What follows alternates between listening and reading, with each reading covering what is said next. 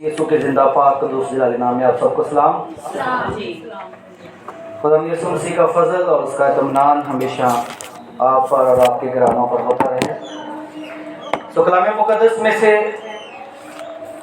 हमने आज की मकर्रा तलावत की शहादत कुबरा को हासिल किया है और कितने लोगों का ये ईमान है कि यीशु अच्छा है। क्या वो हमेशा अच्छा ही रहेगा? वो अच्छा है और हमेशा अच्छा ही रहेगा, क्योंकि यीशु जैसा कोई नहीं है। यीशु जैसा कोई हो ही नहीं सकता है, क्योंकि जब जब हम दुनिया के पैगंबरों और उनके नबियों की ज़ात का, उनकी शख्सियत का मुताला करते हैं, तो जो हम उनकी गहराई में जाते हैं तो हमें उनकी कमियां और कमज़ोरियां नज़र आना शुरू हो जाती हैं। लेकिन यीशु ऐसा शख्स है, ऐसी ज़ात है कि जो हम उसकी गहराई में जाते हैं, उसकी शख्सियत का मुताला करते हैं, तो हमें उसकी अच्छाइयाँ, उसकी खूबियाँ और उसकी सफ़ात नज़र आना शुरू हो जाती हैं। हालेलुया। सो कलाम मुक़द्दस में से आज शायर बानी का भी दिन है, जो कि कलीसियाई शुमार के मुताबिक कलीसिया ने इसे मुकर्रर किया है। मैं आप सबकी तवज्जो चाहूँगा बस कुछ वक्त के लिए। सो आज का पैगाम भी हमारा इसी तर्ज से है और ये खुदावंद की पाक मर्जी से ये मुमकिन हुआ कि मैं आपके सामने कलाम मुक़द्दस को शेयर कर सकूं। खुदावंद यीशु मसीह ने अपनी ज़मीनी खिदमत के दौरान यीशु मसीह के हमें बहुत दावे नजर आते हैं। अगर तरतीब के एतबार से देखा जाए तो खुदावंद यीशु मसीह ने जो पहला दावा किया वो किया, जिंदगी की रोटी मैं हूँ। उसके बाद खुदावंद यीशु मसीह का दूसरा दावा जो बिब्लिकल तरतीब के मुताबिक है, वो यीशु मसीह ने कहा दुनिया का नूर मैं हूँ। उसके बाद खुदा यीशु मसीह ने कहा कि दरवाज़ा मैं हूँ। उसके बाद खुदा यीशु मसीह ने कहा कि अच्छा चरवाहा मैं हूँ। और उसके बाद खुदावंद यीशु मसीह ने पांचवा जो दावा किया था वो कहा था कि क़यामत और ज़िंदगी मैं हूँ। और उसके बाद छठा दावा खुदावंद यीशु मसीह का था राह, हक और ज़िंदगी मैं हूँ। और ये सातवां दावा खुदावंद यीशु मसीह का था कि अंगूर का हकीकी दरख्त मैं हूँ। बड़ी खूबसूरत बात यह है, बाइबल मुकद्दस में से आप सब जितने भी यहाँ पर बैठे हैं, ये बाइबल के ज़माना के जो लोग हैं सबको फल बड़े पसंद हैं और फल पसंद होने के साथ साथ इनके रसों से भी जो है वो लोग महजूल होते हैं, मुस्तफीद होते हैं। और फल की तारीख जो है वो उतनी ही पुरानी है जितनी पुरानी इंसान की तारीख है। बाग अदम से हम देखते हैं कि खुदावंद यीशु मसीह ने, खुदा ने आदम और हवा से कहा कि बाग के हर दरख्त का फल तुम बेरोक टोक खा सकते हो। इसका मतलब ये है कि फल की तारीख भी उतनी ही पुरानी है जितनी इंसान की तारीख पुरानी है। सो मेरे अजीजों, ये खुदावंद यीशु मसीह का दावा जो है ये बड़ा इंटरेस्टेड दावा है जो खुदावंद यीशु मसीह ने किया है। सो मेरे अजीजों, बाइबल के ज़माना के वक्त भी जो है वो अंगूर जो है वो इसके मशरूब से लोग बाकसरत फ़ायदा उठाते थे। हत्ता के बादशाहों के महल के अंदर साकी मुकर्रर किए गए थे जो बादशाह को रस जो है वो पेश किए जाते थे। अगर हम पैदाइश की किताब के 40वें बाब का मुताला करें तो वहाँ पर हमें फिरौन का एक जो है वो साकी, जब कैद खाना के अंदर यूसुफ भी है तो वो उसकी ख्वाब की ताबीर करता है, तो नजर आता है कि वो बादशाह, उसकी ख्वाब क्या थी कि अंगूरों के गुच्छे हैं और मैं क्या कर रहा हूँ, निचोड़ कर क्या कर रहा हूँ, रस निकाल रहा हूँ। तो आज हम सीखेंगे कि बाइबल के ज़माना से लेकर, पुराने अहदनामा से के ज़माना से लेकर नए अहदनामा के सफ़र तक खुदावंद यीशु मसीह का अंगूरों को अपने खून के साथ पेश किया जाना कैसा बड़ा एक अजीब वाक़या है। मैं इसमें से जो है वो आज आपको बताना चाहता हूँ। اور اس کے برعکس نہمیہ جو تھا وہ بھی ساقی تھا، اور ارتخشستہ بادشاہ کے دور میں وہ بھی بادشاہ کے سامنے میں جو ہے وہ پیش کیا کرتا تھا۔ حیران کن بات جو ہے وہ سیکھنے والی یہ ہے کہ خداوند یسوع المسیح نے اپنے آپ کو انگور کے درخت ہی سے کیوں تشبیہ دی؟ جب میں اس کا مطالعہ کر رہا تھا تو یہ بات میرے مشاہدے کے اندر آئی کہ انگور کی کاشت میں یا انگور کے باغ لگانے میں سب سے زیادہ آگے جو ملک ہے وہ چائنا ہے۔ سب سے زیادہ انگور جو ہے وہاں لگایا جاتا ہے، پھر اس کے بعد اٹلی ہے، پھر امریکہ ہے، اور چوتھے نمبر پر جو اسپین ہے وہ انگور کی کاشت کرتا ہے۔ لیکن حیران کن بات یہ ہے کہ خداوند یسوع مسیح نے انگور ہی کے درخت سے اپنے آپ کو کیوں تشبیہ دی؟ حالانکہ زیتون کا پھل جو ہے وہ اپنی خاصیت کے اندر، اپنی خصوصیات کے اندر، اپنے فائدے کے اندر اس دور کا مشہور پھل تھا، اور اس کے وسیلہ سے نہ صرف لوگ اس کو کھاتے بلکہ اس کے تیل سے بھی جو ہے وہ مستفید ہوتے تھے۔ اور کلام بائبل مقدس کے اندر، تاریخ کی کتابوں کے اندر جو ہے وہ لکھا ہے کہ زیتون کوٹ کوٹ کر لوگ لے کر آتے تھے تاکہ ہیکل کے اندر روشنی ہو۔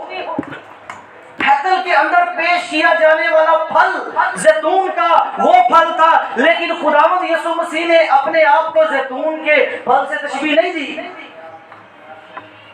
آپ سب جو بائبل کے طالب علم ہیں، جو بائبل کا مطالعہ کرنے والے لوگ ہیں، آپ جانتے ہیں کہ زیتون کا جو درخت ہے اس کی کتنی خاصیت اور اہمیت بائبل کے اندر موجود ہے۔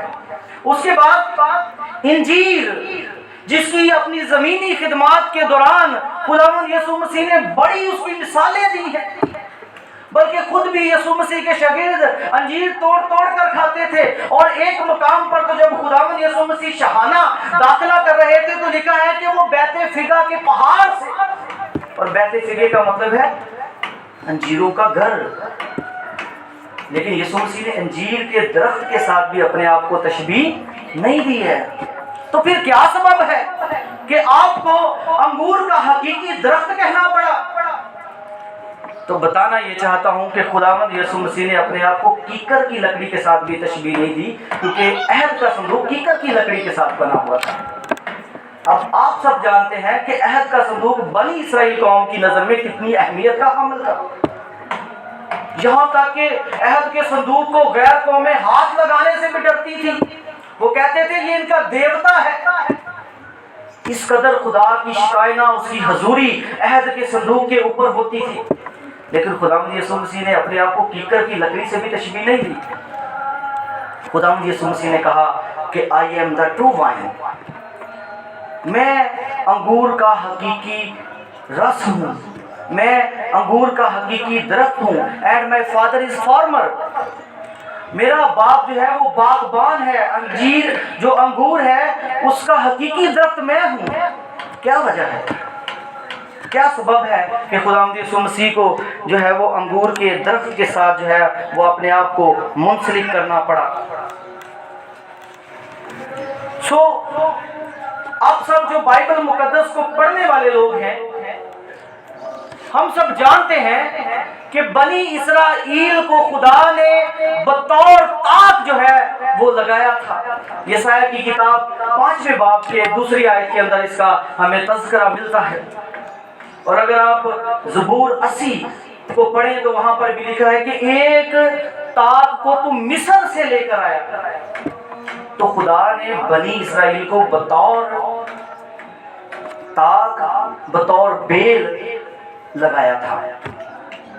دوسری وجہ یہ ہے کہ جب خدا نے بنی اسرائیل قوم کو بطور طاق لگایا تھا تو دوسری وجہ اس کی یہ ہے کہ بنی اسرائیل بطور طاق، بطور انگور کی بیل کے وہ پھل دینے میں ناکام رہی۔ خدا نے کہا کہ میں نے تو چاہا تھا کہ تجھ پر اچھے اچھے پھل لگے، لیکن تو نے کون سے پھل دیے؟ جنگلی پھل دیے۔ پہلی وجہ یہ ہے کہ خداوند یسوع مسیح کو انگور کا حقیقی درخت کہنا پڑا، اس کی پہلی وجہ یہ ہے کہ بطور طاق خدا نے بنی اسرائیل کو لگایا تھا تاکہ یہ پھل دے۔ दूसरी वजह यह है कि वो फल देने से नाकाम रही, और तीसरी वजह यह है कि फल देने के नाकाम होने की वजह से खुदा कसरत के साथ अदालत करता हुआ नजर आता है।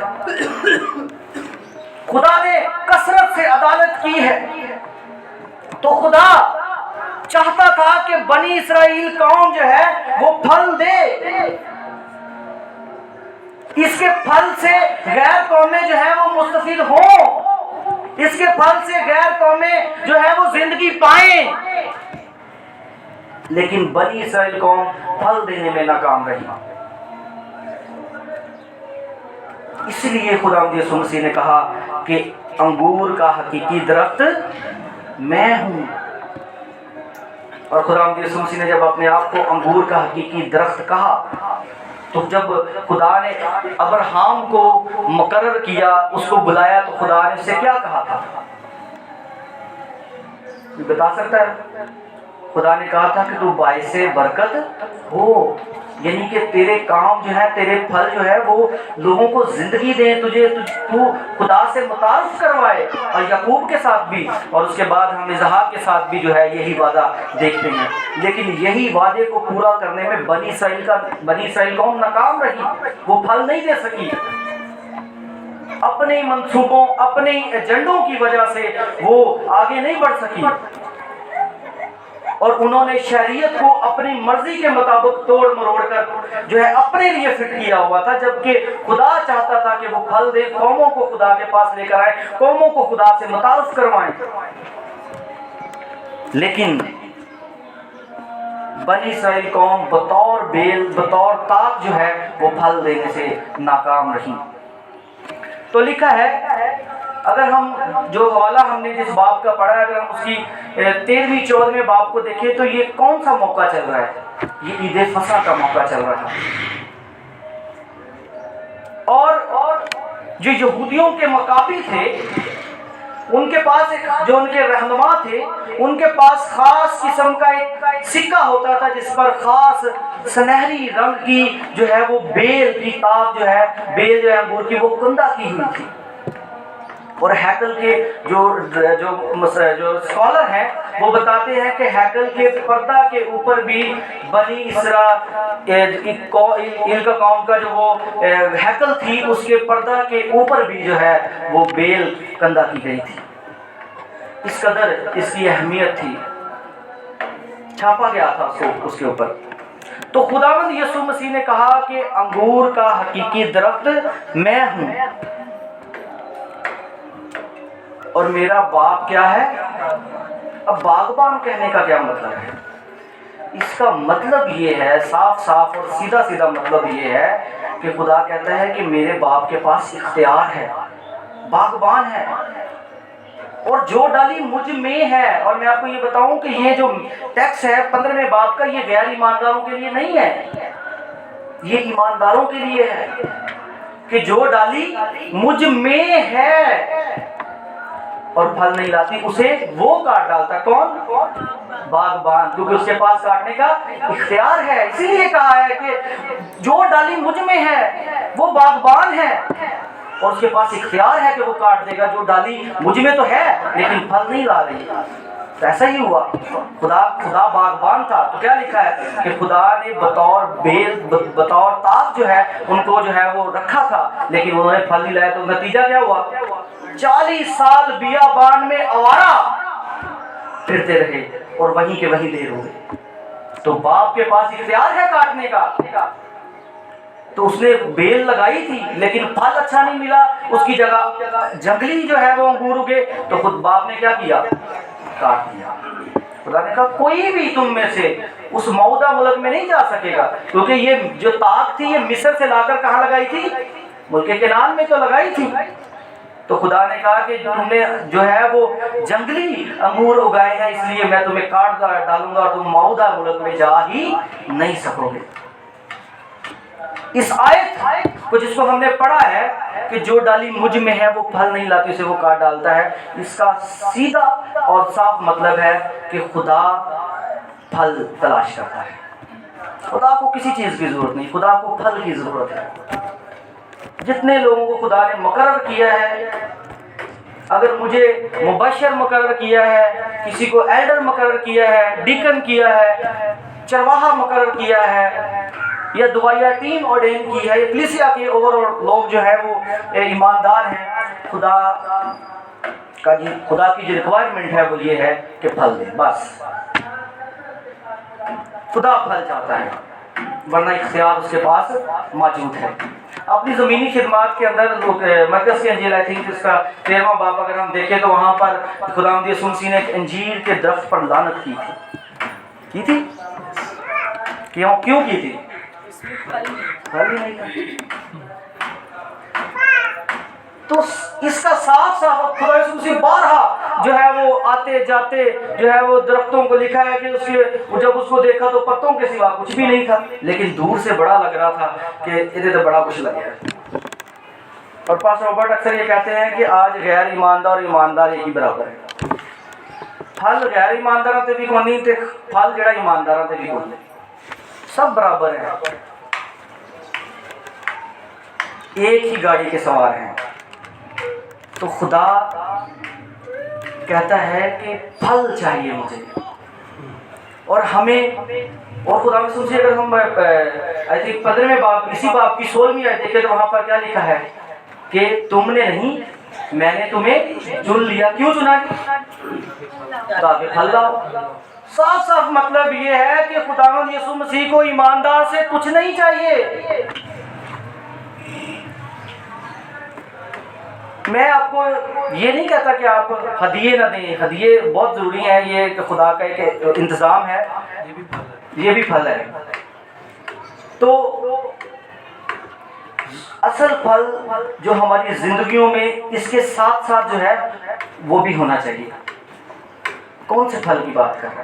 کہ ہمارے کاموں کے وسیلہ سے لوگ خدا کو جانیں۔ اسی پھل کو دینے میں بنی اسرائیل ناکام رہے تھے، لکھا ہے نا، ہونٹوں کا پھل اور شکر کا ہدیہ جو ہے وہ خدا ان کو پیش کرنا چاہیے۔ تو پھل خدا چاہتا تھا، بنی اسرائیل قوم کی زندگی سے خدا یہ پھل چاہتا تھا کہ وہ جو پھل دیں گے اس کے وسیلہ سے قومیں خدا کو جانیں گی۔ لیکن کیا ہوا؟ اس کے عوض انہوں نے جنگلی پھل دیے، تو باغبان نے کیا کیا؟ کاٹ دیا۔ تو خدا آج ہماری زندگیوں سے بھی پھل چاہتا ہے۔ اب درختوں کی جڑوں پر کیا رکھا ہوا ہے؟ آگے کیا ہے؟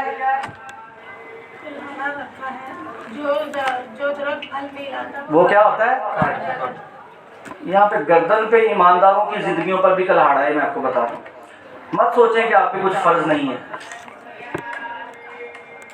اگر آپ کا کوئی دوست، آپ کی کوئی فرینڈ جو ہے وہ غیر اقوام سے تعلق رکھتی ہے، اگر آپ نے اس کو یسوع مسیح سے متعارف نہیں کروایا تو آپ کاٹ دیے جائیں گے، کیونکہ ایمانداروں کا پھل یہ ہے کہ وہ لوگوں کو، خدا نے یسوع مسیح نے کہا کہ انگور کا حقیقی درخت میں ہوں، اور خداوند یسوع مسیح نے کیسا پھل دیا،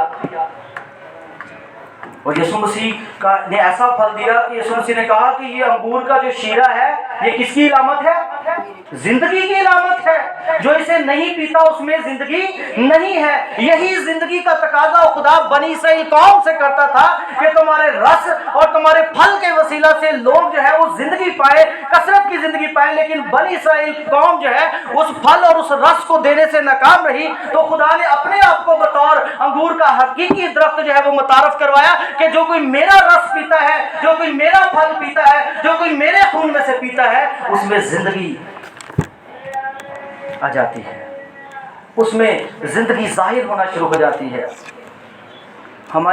میں آپ کو یہ کہنا چاہتا ہوں کہ اگر آپ یسوع مسیح کو قوموں سے متعارف کروانے میں ناکام ہیں، حالانکہ آپ کی جو ہے وہ دوستیاں بڑی دور تک پہنچی ہوئی ہیں ان کے ساتھ، جہاں آپ جاب کرتے ہیں، جہاں آپ اسکول میں جاتے ہیں، لیکن اگر آپ نے یسوع کے بارے میں نہیں بتایا تو آپ بے پھل ہیں۔ اور کلام میں لکھا ہے مکاشفہ کی کتاب میں، بس خیال کر کے تو کہاں سے گرا ہے، پہلے کی طرح کام کر، اگر تو توبہ نہ کرے گا تو میں تیرے چراغدان کو اسی جگہ سے کاٹ ڈالوں گا، کیونکہ میرا باپ باغبان ہے، اس کے پاس اختیار ہے درخت لگانے کا بھی، کاٹنے کا بھی۔ تو खुदावंद यसू मसीह के बतौर अंगूर हकीकी दरख्त को जो खुदा यसू मसीह ने अपने आप को जाहिर किया, उसका मतलब ये था कि लोग ज़िंदगी पाएं। क्योंकि बनी इसराइल नाकाम रहे, इसलिए खुदावंद यसू मसीह ने ये नमूना दिया कि नाकामी जो है वो ज़रूरी नहीं है कि हर कोई नाकाम ही हो। अब ईमानदारों को खुदा ने बतौर जो है वो दरख्त, डालियाँ जो हैं, दरख्त खुदा है और हम डालियाँ हैं, और फल दरख्त देता है कि डालियाँ देती हैं। दरख्त के ऊपर जो डालियाँ होती हैं उसमें फल पैदा होता है, और दरख्त उन डालियों को मजबूत रखता है। तो खुदावंद यसू मसीह ने अपने आप को मजबूत बतौर दरख्त पेश किया, और इसके लिए डालियों के लिए जो केजीवी वर्जन का जो तर्जुमा है उसमें लिखा है कि ब्रांचेज, डालियाँ हैं, शाखें हैं। दरख्त कौन है? यसू मसीह है, और हम कौन है? शाखें हैं, डालियाँ हैं, फल हमें देना है। अब जो फल नहीं देगा, वो जो टहनी है, जो शाख है, उसको काट दिया जाएगा, साइड पे कर दिया जाएगा। ब्रांचेस है ना। तो क्या लिखा है कि मेरा बाप बागबान है, उसके पास इख्तियार है, वो दरख्त लगाता भी है, काटता भी है, लगाता भी है, काटता भी है। अब हम अगर फल दे रहे हैं तो हमें अपने फलों में कायम रहना है। आइए एक हवाला पढ़ते हैं, फिर उसके बाद मैं इसको वाइंड अप की तरफ लेकर जाऊंगा। मेरे साथ निकालें कज़ाब की किताब, इसका नामा बाब।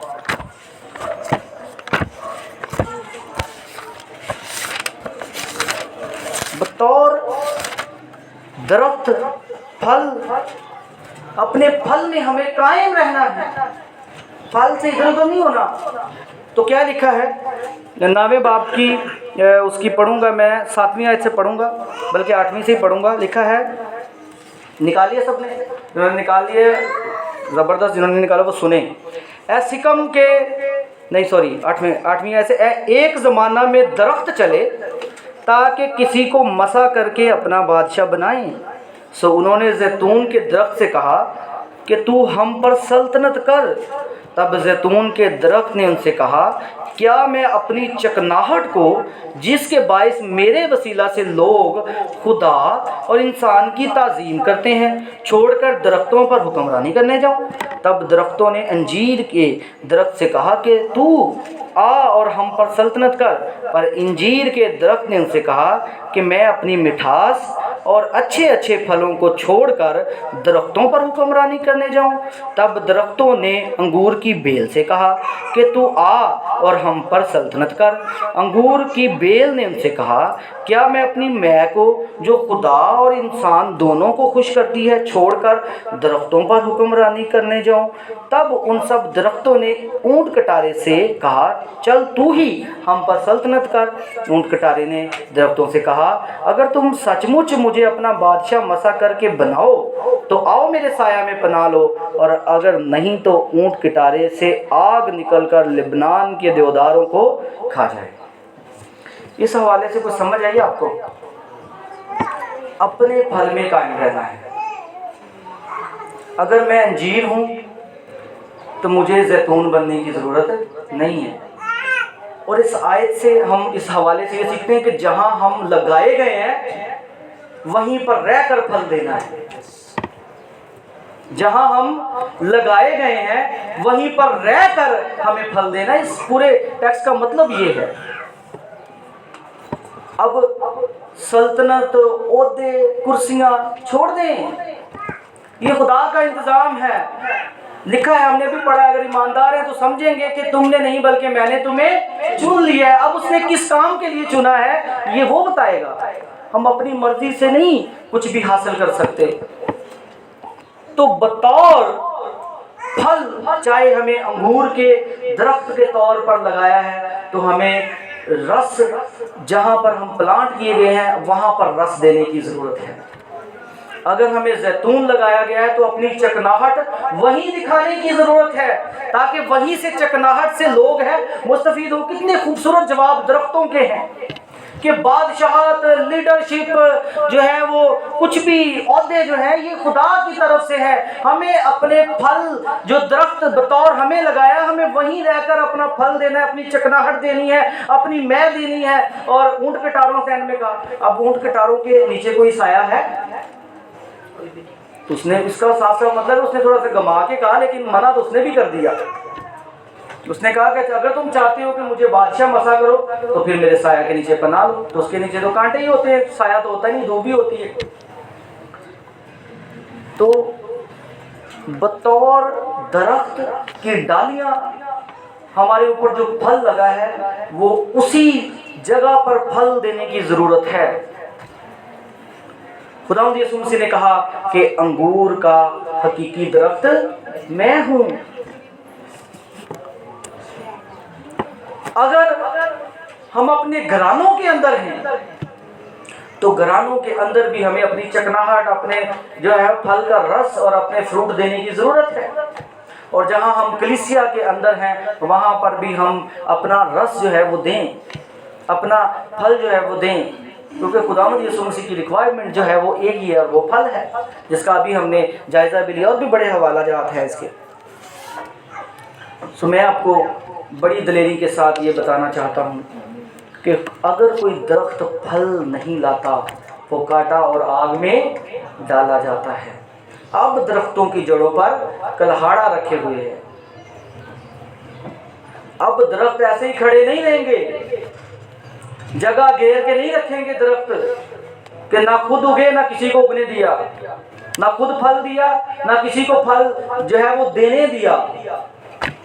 اب درختوں کی جڑ پر کلہاڑا رکھے ہوئے ہیں۔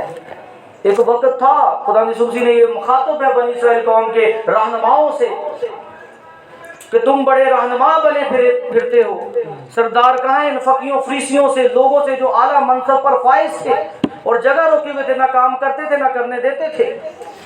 تو کیا کہا؟ اب یہ نہیں چلے گا، یہ تو وقت تھا چلتا تھا، یہ اب نہیں چلے گا۔ اب جو درخت پھل دے گا وہی قائم رہے گا، جو درخت پھل نہیں دے گا وہ کاٹا اور آگ میں ڈالا جائے گا۔ ایماندار لوگوں سے خداوند یسوع مسیح مخاطب ہیں کہ انگور کا حقیقی درخت میں ہوں، درخت تو میں ہوں، ڈالیاں تم ہوں۔ اب تم نے پھل لے کر آنا ہے۔ آپ خدا یسوع مسیح کے کہنے کا مطلب یہ ہے کہ مضبوطی پر آپ شک نہ کریں۔ درخت میں ہوں، مضبوط کھڑا ہوں، مضبوط درخت کی مضبوطی پر شک نہ کریں کہ آندھی آئیں گی، طوفان آئے گا، درخت گر جائے گا۔ درخت قائم رہے گا، ڈالیوں نے پھل دینا ہے، اور جو ڈالی مجھ میں ہے جس کے اوپر صرف پتے ہیں، پھل نہیں ہے، بظاہر وہ بڑا نظر آ رہا ہے، خدا یسوع مسیح نے کہا جا آئندہ تجھ پر کبھی پھل ہی نہ لگے۔ تو اس کا صاف اور سادہ مطلب جو ہے وہ یہ ہے کہ ہمیں بطور ایماندار، بطور ہم کلیسیا کے اندر جس بھی عہدے پر ہیں ہمیں پھل دینا ہے، صرف کھڑے ہی نہیں رہنا۔ پتہ چلے فلاں عہدہ ہمارے پاس ہے، بس باہر بتانے کے لیے کافی ہے، پھل نہیں ہے۔ تو اس لیے تو پالوس رسول جو ہے وہ لکھتا ہے، مجھے حوالہ یاد نہیں ہے، کہ تم میں دانا اور فہیم کون ہے جو ہے وہ اپنی حکمت سے ثابت کرے، مطلب گلاں باتاں نال نہیں، حکمت سے ثابت کرنے کی ضرورت ہے۔ تو انگور کا حقیقی درخت خداوند یسوع مسیح ہے، ڈالیاں ہم ہیں، ہمیں پھل دینا ہے، اگر پھل نہیں دیں گے تو ہم کاٹ ڈالے جائیں گے۔ یہ سادہ سا اس کا مطلب ہے، کوئی تھیولوجی نہیں ہے اس میں گہری، کوئی اس میں کوئی مسئلہ نہیں ہے، کوئی اوور آرچنگ تھیم اس کے اندر نہیں پایا جاتا، کوئی سسٹمک جو ہے وہ تھیولوجی اس کے اندر نہیں ہے۔ اس کے اندر ایک ہی بات ہے، وہ یہ ہے کہ بطور ڈالیاں اگر ہم پھل نہیں لاتے تو کاٹے جائیں گے۔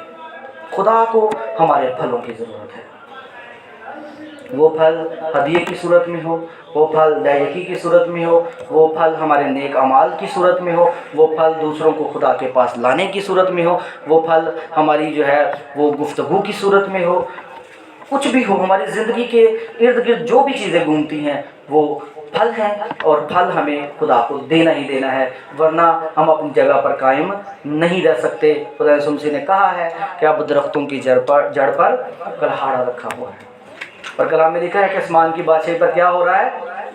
زور ہو رہا ہے، اور ہر کوئی زور مار کر اس میں داخل ہوتا ہے۔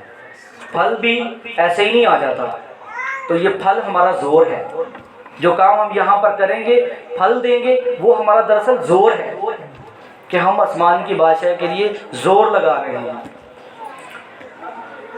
تو آسمان کی بادشاہ پر زور ہو رہا ہے، اور زور لگانا ہمارا پھل ہے، اور جو ڈالی پھل نہیں لاتی اسے وہ کاٹ ڈالتا ہے۔ ہم سب اپنی آنکھوں کو بند کریں گے اور اپنے سر کو جھکائیں گے تاکہ ہم میں اور غیر ایمانداروں میں کوئی جو ہے وہ فرق نظر آئے۔ خدا کے لوگ جو ہیں وہ دنیا کا نور ہیں، اور نور جو ہے اس کی روشنی الگ ہی ہوتی ہے تاریکی سے، اور جہاں نور ہے وہاں تاریکی نہیں ہے۔ سو ہمیں خدا نے بطور ڈالیاں لگایا ہے، تو ضرورت ہے کہ ہم پھل دیں۔ خدا آپ کو برکت۔ آئیے اپنے سروں کو خدا کی حضوری میں جھکائیں۔ جماعت میں سے موقع ہوگا کہ ہم خوبصورت کلام کے لیے خدا کی شکر گزاری کریں اور اس کی پاک حضوری میں ٹھہرے ہوئے ہیں، جھکے ہوئے ہیں، اور آئیے شکر گزاری کے ساتھ ہم سب خدا ان سے توفیق